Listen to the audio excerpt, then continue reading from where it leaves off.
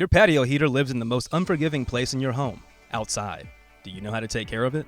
On today's Tech Tuesday, we're sharing the basics of maintaining your outdoor patio heater. First, before you clean anything on your patio heater, check your owner's manual. The unit's manual will specify what's best for the heater.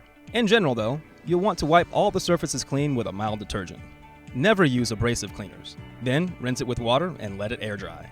Beyond the basic care, always observe the following. Keep your burner and pilot assembly dry at all times.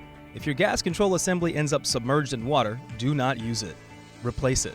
Next, a high-quality car wax can work wonders for maintaining your heater's appearance. And last, make sure all the air intakes are clear. Popping noises, low temperatures, or an uneven glow can be signs of an airflow blockage. Keep an eye and an ear out for them. Master these tips, and you'll be well on your way to having your patio heater be the envy of every backyard for years to come. For help finding a heater that makes your patio the hot place to be, our customer service team is just a phone call or email away. Thanks for watching.